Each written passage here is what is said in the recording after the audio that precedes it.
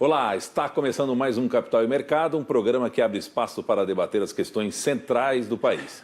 Ideias e propostas para ajudar na retomada do crescimento sustentado. Hoje está aqui comigo o CEO da Multilaser, Alexandre Ostrowiecki, que fala, entre outros assuntos, sobre a alta do consumo de produtos eletrônicos durante a pandemia e o impacto dos produtos vindos da China no mercado brasileiro. Alexandre, seja muito bem-vindo aqui ao Capital e Mercado. Eu gostaria até de entender qual é o segmento hoje de atuação da Multilaser, que desenvolveu uma estratégia muito bem sucedida de diversificação. Seja muito bem-vindo aqui ao Capital e Mercado. É um prazer te receber aqui nesse espaço. Obrigado, Marcelo. Olá a todos que estão aqui nos acompanhando.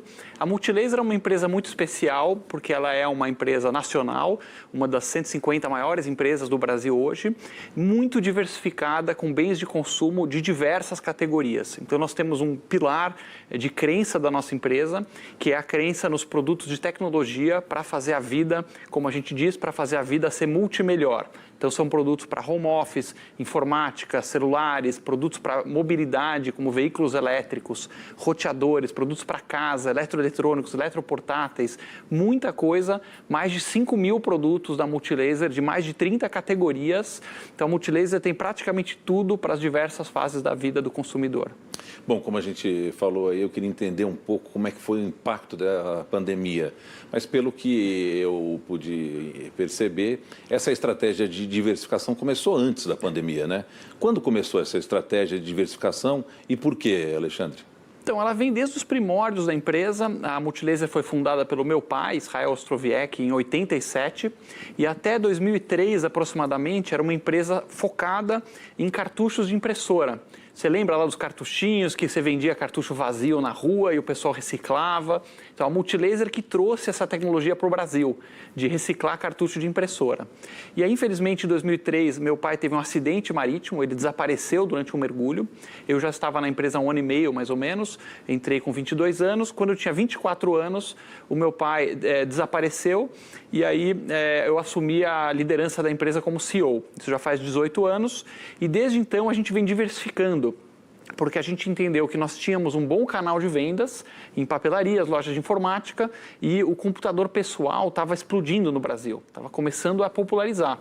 Então nós trouxemos uma série de acessórios como mouses, teclados, caixa de som, depois os pendrives, depois câmera digital, MP3 players, quer dizer, aonde a tecnologia foi indo, a Multilaser foi atrás, seguindo essas tendências, até chegar nos dias de hoje com muitas linhas de produto. Mas como foi buscar essas alternativas de tecnologia? Primeiro, atreladas aí ao uso do computador pessoal, né, alguns acessórios, e depois uma diversificação que hoje vai da cozinha, a sala, ao quarto, a vida fora de casa, dentro do escritório, enfim, os produtos da Multilaser acompanham cada indivíduo em todos os seus ambientes. Sim, são hoje 21 marcas próprias da Multilaser. Então, o pessoal conhece, às vezes, a Multilaser como a principal marca, mas temos marca de esportes, que é a Atrio, marca de caixa de som, que é a Pulse, marca de brinquedos, que é a Multikids, e Baby, que é a Multikids Baby, e outras marcas também, Giga, Segurança, etc. Todos eles são produtos de consumo, de mercado de massa, então a gente não faz produtos de luxo. A nossa filosofia é atender o público, da massa do público brasileiro, de forma acessível, com qualidade, com custo competitivo. E para isso é muito importante ter boas parcerias internacionais. Então, os componentes, as peças, as telas, os processadores vêm da Ásia. Então, eu comecei desde o início, antes mesmo do falecimento do meu pai, a ir para a China e desbravar esse mercado que era totalmente diferente do que é hoje. A China, no ano de 99, 2000, imagina, 20 anos atrás, era um velho oeste lá. Mas eu fiz muitas viagens com a minha equipe, mais de 30 vezes eu fui para a China na minha vida. E a gente foi conhecendo as melhores fábricas, as melhores produtoras de peças e componentes e fazendo essas parcerias, muitas delas duram até hoje. A ideia, mais do que competir com a China, foi tentar ser um parceiro da China. De certa forma, ser complementar. Então, enquanto o chinês fabrica alguns componentes, como, por exemplo, eu falei, processador, a tela, algumas peças plásticas, nós fazemos outros componentes. A Multilaser hoje é uma empresa, uma indústria de semicondutores também. Nós fazemos nossa própria memória e, aliás, é a única fabricante de memória nacional. No Brasil temos 3 empresas fabricando chips de memória, 2 estrangeiras, uma chinesa e uma americana, e a Multilaser é o único player nacional.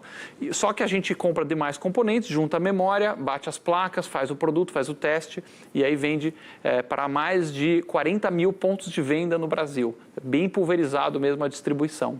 Agora, Alexandre, onde é que você arrumou tanta coragem assim, em assumir com 24 anos esse posto, dando continuidade a um trabalho que foi iniciado pelo seu pai e enfrentando competição ou relacionamento comercial com chineses, enfim, é preciso muita coragem para isso, hein? Acho que a idade também nesse ponto ajuda. A gente faz mais besteira, mais imprudência, mas essa imprudência também tira um pouco dos medos, acaba indo para frente. Desde o início, quando meu pai faleceu, eu trouxe um sócio, um amigo meu de infância, Renato Feder, também com 24 anos. Então, quando aconteceu essa tragédia do meu pai, eu dei uma olhada nos presidentes de empresa e falei, caramba, esse pessoal tem aí uns 45, 48 anos, eu tenho 24, então falta 24. Aí arrumei um sócio de 24 também, então os dois juntos tivemos a idade de um CEO tradicional com o dobro da imprudência.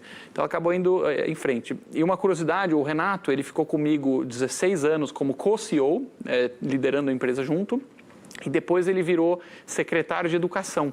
Ele decidiu sair do mundo dos negócios e seguir uma missão de vida na educação do Paraná. Hoje ele tem 1 milhão de alunos e atua no governo para ajudar o cenário de educação do Brasil. Chegou a ser cotado, inclusive, para assumir o Ministério da Educação, aí anteriormente, alguns meses atrás, né? Exatamente, cotado para ministro. Mas voltando às estratégias da Multilaser, essas marcas, são 21, né, ao todo que você mencionou, sempre foi por aquisição? Houve desenvolvimento de marcas orgânicas também nesse portfólio da Multilaser? Nós fizemos 5 aquisições, nós compramos a Giga, marca de segurança, a Wellness, marca de equipamentos de ginástica, nós compramos a Expet, para produtos para pet shop, porém a maioria das marcas foram desenvolvidas em casa. A Pulse, por exemplo, que eu mencionei, marca de áudio, ela é a patrocinadora oficial do Jorge Mateus. E a gente investe bastante nas marcas, porque as pessoas às vezes não querem a mesma marca para um monte de produtos. Cada uma tem a sua especificidade, embalagem, forma de comunicar. Então nós temos, como eu mencionei, a Up Home para produtos de casa e cozinha. Temos a Ultra, que é uma marca mais premium de notebooks e PCs corporativos. Então, vários nichos, e a Multilaser é administrada em forma de unidade de negócio, porque não tem como uma pessoa entender de tudo. Então, nós temos times que são focados exatamente naquela marca, assim como no esporte, por exemplo, não tem como um time de esporte jogar todos os jogos, né? O cara vai jogar vôlei de manhã, depois à tarde vai fazer canoagem, depois xadrez, vai sair tudo ruim. Então, nós temos times especializados em cada marca, um time só de farma e produtos de saúde, um time só baby, um time de brinquedos e assim por diante. Bom, e você mencionou também uma fábrica de semicondutores, né, aqui no Brasil. Onde fica essa fábrica e como foi investir e construir uma fábrica com essa atuação nesse segmento? Como foi anexar esse tipo de tecnologia? Foi uma história super legal, Marcelo. A Multilaser hoje tem um laboratório na China com 80 engenheiros. Nós temos um escritório em São Paulo com cerca de 400 pessoas. Temos uma fábrica em Manaus com cerca de 800 pessoas e a principal operação fica em Minas Gerais com mais de 2.000 colaboradores, é o maior empregador da região. E lá nós temos a produção de computadores, celulares, etc. e a fábrica de semicondutores. E é uma tecnologia muito avançada que, na época, em 2014, quando nós decidimos investir nisso, não tinha ninguém no Brasil que sabia fazer esse produto. Porque você tem que comprar wafer de silício do Japão ou da Coreia e você tem que passar por câmera limpa, processos muito sofisticados. Então, nós descobrimos que tinha um time de engenheiros na Malásia, eram os caras da Filipinas, que trabalhavam na Malásia e que tinham conhecimento para fazer essa fábrica. Aí eu fiz o contato com o cara e falei, você quer falar comigo sobre o emprego? Ah, quero. Onde que é? É no Brasil. Onde que é o Brasil? E aí, vamos lá se encontrar em Hong Kong, que a gente conversa. Então ele pegou um avião, foi da Malásia para Hong Kong, que é mais perto, né? Que nem daqui, sei lá, para Buenos Aires, por exemplo. E aí eu sentei com esse rapaz, James, e aí falei assim, vamos para o Brasil, você vai montar uma fábrica de semicondutores para mim. E aí ele chamou um grupo de amigos lá, de engenheiros colegas, e vieram 7 engenheiros filipinos para o Brasil. E esse pessoal, já há 7 anos, desde 2014, vem tocando essa fábrica e passando essa tecnologia para os engenheiros brasileiros. Então, hoje já temos várias gerações de engenheiros brasileiros com pleno conhecimento de semicondutores. Foi um caso muito de sucesso aí de transferência de tecnologia. Bom, e pandemia?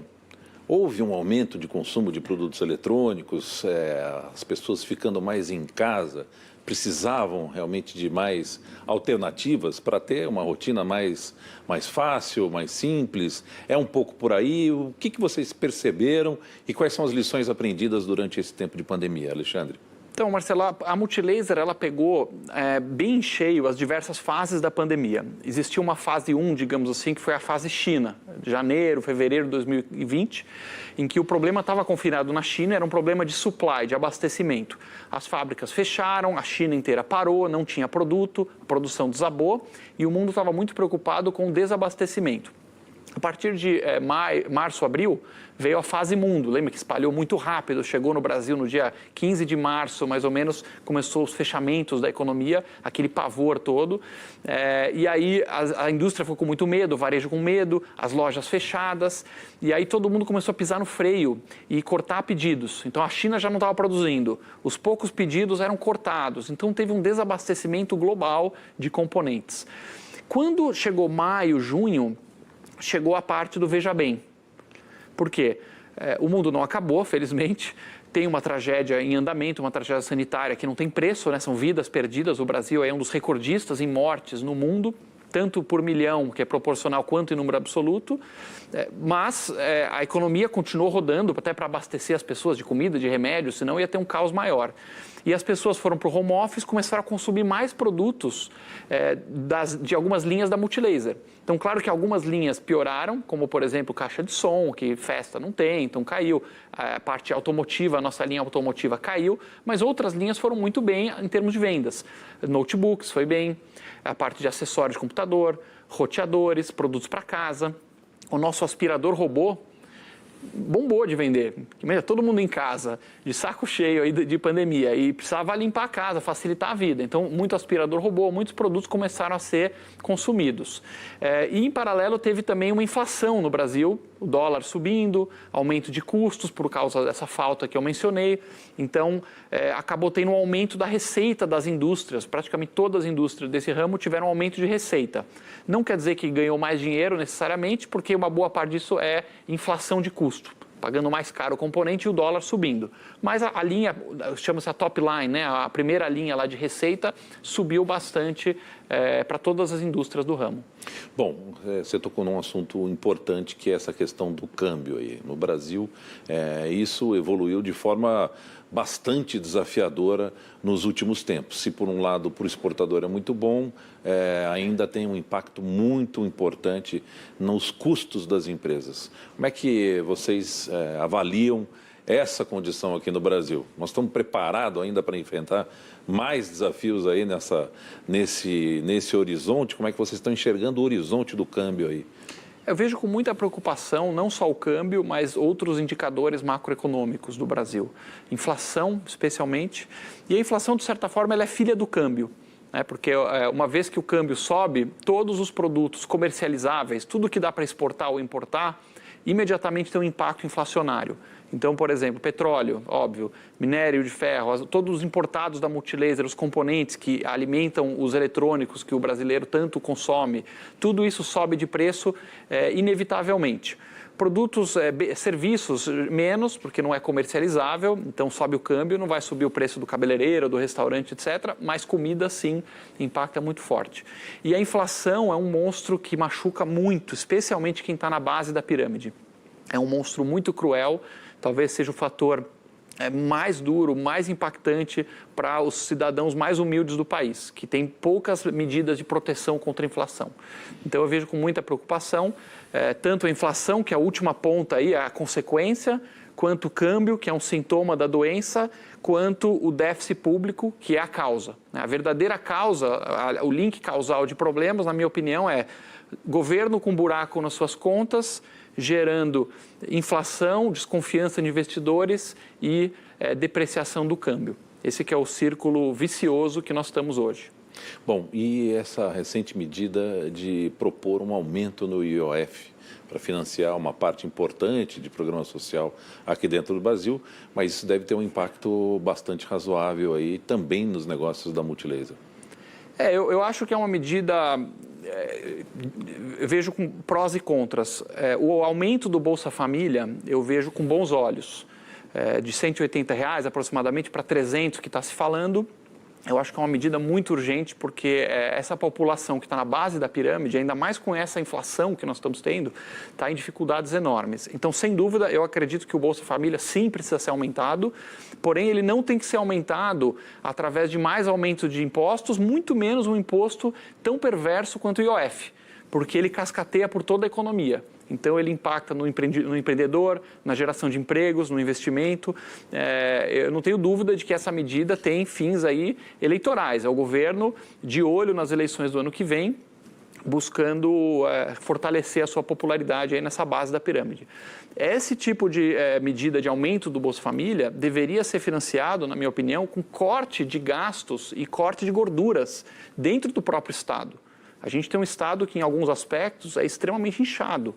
Tem pessoal de alto funcionalismo com salário de Marajá, tem altos gastos em algumas instituições, como, por exemplo, no judiciário, altos privilégios, penduricalhos, prejuízos em estatais. Então, é um governo que já é obeso, que já é inchado, que já é pesado. Não esse governo especificamente, o Estado como um todo. Estou falando aí de 20 anos, não é uma crítica a esse ou aquele governo. Talvez mais, né? 20 anos generoso, Marcelo. No mínimo, os últimos 20 anos aí de crescimento, né? Porque nos últimos 20 anos nós tivemos um grande crescimento do percentual de impostos sobre o PIB, o gasto público. Então, cortar esses gastos, essa gordura toda, é muito importante. Porém, é difícil fazer, não é fácil falar, é difícil fazer. Porque cada um desses gastos esbarra nos calos de um ou outro grupinho de interesse muito bem organizado. Então, você pisar nesses calos, enfrentar esses grupos corporativistas de interesse que estão lá pendurados no Estado, não é fácil. Mas é o caminho mais importante. E se continuar aumentando o imposto, a sociedade não vai aguentar esse tipo de pressão. Bom, vocês desenvolveram essa estratégia de diversificação aí com muito sucesso. Muito se queixa no mercado, aqui no Brasil especialmente, de dificuldade de acesso ao capital. Como é que vocês desenvolveram essa estratégia? Como é que foi essa questão de conseguir o capital para investir e se desenvolver como vocês conseguiram fazer? Historicamente, a gente vem fugindo de endividamento bancário. Então, até o ano passado, a Multilaser trabalhava com endividamento muito baixo. O pessoal considera endividamento a relação entre lucro e dívida.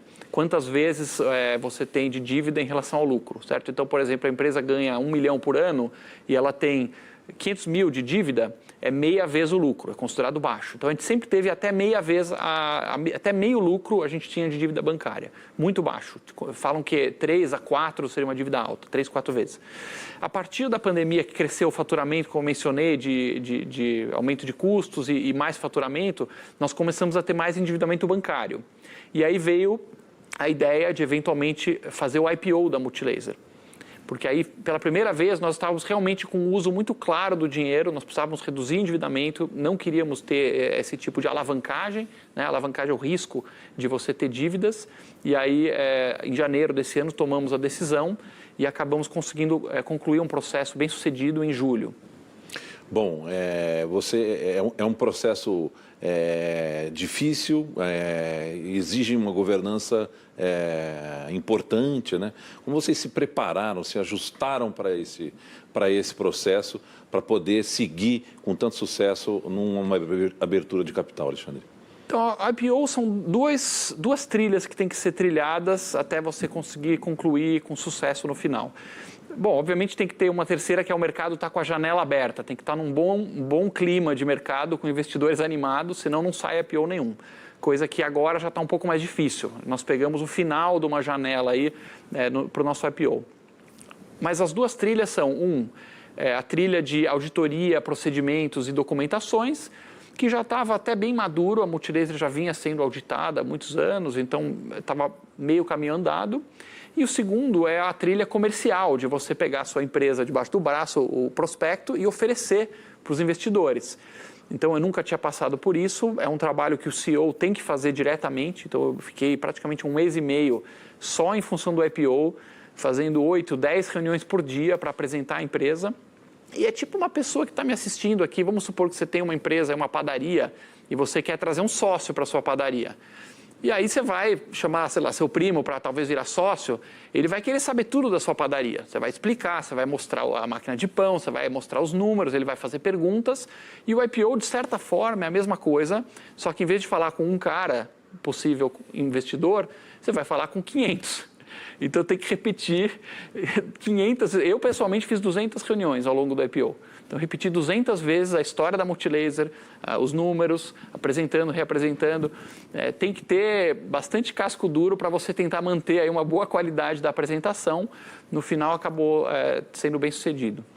Bom, tem 2 assuntos que eu gostaria de explorar ainda contigo. Primeiro, ainda sobre a Multilaser, vocês têm intenção de atuar também no exterior?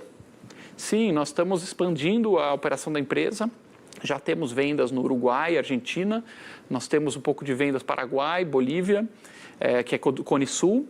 E agora nós estamos com um time novo de exportação, crescemos o time. Estamos abrindo distribuidores em Colômbia, México, Portugal, Angola, Moçambique. Então, queremos que a Multilaser leve essa mensagem de tecnologia para fazer a vida multimelhor, produtos bom, bonito, barato, acessível para a população de outros países também. Bom, um outro assunto que me parece importante abordar contigo, olhando um pouco o seu currículo, tem um investimento grande aí em formação acadêmica. Você já passou por diversas faculdades, universidades aqui no Brasil e lá fora. Por que você investiu tanto nisso, Alexandre? Olha, em primeiro lugar, eu tive muita sorte. Então, eu nasci em uma família que tinha condições financeiras, então já saí com muita mais sorte frente a muita gente no Brasil que tem que quebrar muito mais pedra que eu. Uma família judaica que sempre a cultura judaica valoriza muito, muito estudo. Então, para o judeu, o que valoriza? Estudo, trabalho, ser confiável, fazer negócios bons, que todo mundo continue fazendo negócio. São coisas de família que vieram desde pais, avós. A minha família chegou ao Brasil sem nada. Meus avós são sobreviventes de campo de concentração nazista. Eles eram da Polônia. Quando os nazistas invadiram a Polônia, pegaram todos os judeus, botaram em campo de concentração, mataram praticamente a minha família inteira. Meus avós são um dos poucos sobreviventes. E eles saíram de lá sem nada. Então, eles sempre me falavam: Alexandre, a única coisa que você leva na vida é o conhecimento. Isso ninguém pode tirar de você. Estude, aprenda o que for, estude qualquer assunto, porque isso só agrega. Então, é menos meu e mais uma sorte, uma herança que eu recebi da família. Muito mais do que dinheiro, são esses valores no coração, né? Eu acho que, infelizmente, muita gente no Brasil não tem acesso a essa herança, mas isso hoje está mudando com a internet, com muitas palestras boas, tem YouTube, em cursos, que a pessoa, mesmo sem recurso financeiro, pode se aprofundar mais e aprender sobre assuntos de investimento, de negócios, de cultura, de tudo. Bom, mas no Brasil, especificamente, o acesso à universidade, a cursos acadêmicos, ainda é muito aquém do necessário, né, Alexandre? Ah, sim. Acesso à universidade, especialmente cursos técnicos, porque não necessariamente todo mundo precisaria fazer uma universidade. Não são necessariamente as carreiras que mais vão dar retorno para a família estudar em cursos superiores à universidade. Nós temos uma carência muito grande de curso técnico bom, que forme profissões extremamente valiosas que o país precisa desesperadamente, como, por exemplo, o pessoal eletricista, encanamento, diferentes tipos de obra, diferentes tipos de técnicos de sistemas, por exemplo, que nem precisaria fazer universidade e a pessoa teria uma carreira muito digna, super importante, contribuindo para o país. Bom, nós estamos ainda numa situação de vencer os últimos desafios aí dessa pandemia. Como é que você enxerga aí os próximos tempos? O ano que vem é um ano ainda bastante difícil do ponto de vista da economia, as previsões são de alerta, né, para esse ano, no ano que vem, com eleições. Como é que você vê as perspectivas de futuro aí? Eu acredito que a pandemia, a menos que venha algum fato novo, ela tende agora a arrefecer. Não sei ainda em detalhes, variante Delta, não sou técnico da área, mas observando o que acontece lá fora, você vê uma normalização maior. Isso vai ajudar. Agora, o Brasil, independentemente de pandemia, tem uma lição de casa importantíssima para fazer. Nós precisamos fazer uma reforma do nosso Estado. O Estado brasileiro hoje é igual àquela casa podre, com encanamento furado, vazando água, a elétrica queimando fio desencapado com risco de incêndio. Quer dizer, nós estamos morando numa casa que está toda precisando de reformas. E isso também, novamente, não é governo A ou B, é muito difícil reformar o Estado brasileiro. E se a gente não fizer essas reformas, nós vamos continuar patinando no cenário global. Tivemos a notícia essa semana que o Brasil caiu, a sua produção industrial caiu de 9º do mundo para 14º, se não me engano. Quer dizer, perdemos 5 posições como indústria, estamos perdendo nossas indústrias, empresas multinacionais, várias que eu conheço muito bem, porque são do nosso ramo, estão abandonando o Brasil. Profissionais maravilhosos estão abandonando o Brasil, técnicos de TI, pessoal de engenharia, arquitetos, indo embora para outros países por falta de perspectivas aqui. Nós, nos últimos 40 anos, desde a Constituição de 88, se não me engano, fora a Argentina, Venezuela e alguns países da África, o Brasil é o país que menos cresceu no planeta Terra. Nós não somos mais o país do futuro, nós estamos virando o país do passado. E o problema tem nome, chama-se Estado brasileiro, que precisa ser reformado. Se não reformarmos, nós vamos continuar sendo o país sempre da promessa e que nunca chega lá. Bom, depois de passear e enxergar tantas oportunidades, na política você já pensou em participar efetivamente com alguma postulação, não? Nunca pensei em participar concorrendo, virando político. Eu trabalho num projeto que me dá muita satisfação, que é o Ranking dos Políticos. É um portal, chama politicos.org.br. Tem página nas redes sociais, Instagram, Facebook, o Ranking dos Políticos. E a gente divulga ideias de eficiência do Estado, ideias para combater a corrupção, ideias para reduzir os desperdícios no Estado. Um projeto totalmente apartidário, não está com ninguém, não puxa o saco de ninguém, ninguém pertence nem é filiado a nenhum partido, mas que tenta trazer para o cidadão brasileiro um pouco mais de conhecimento sobre política e economia e acompanhamento dos parlamentares de Brasília. Porque a gente fala muito de poder executivo, então todo mundo, Lula, Bolsonaro, terceira via, ok, que é uma discussão importante, não estou dizendo, mas ninguém presta atenção no poder mais relevante da República, aquele poder que pode destituir ministro do Supremo, que pode empichar presidente, que aprova orçamento, que é o legislativo. Então, o Ranking dos Políticos, que é um projeto que eu fundei com o meu sócio Renato Feder, em 2013, avalia os deputados e senadores, que são cargos de extrema importância para o Brasil, que governam o destino meu, teu, de todo mundo que está assistindo, né? Porque nós, cidadãos, entregamos para o Estado brasileiro quase 40% do dinheiro.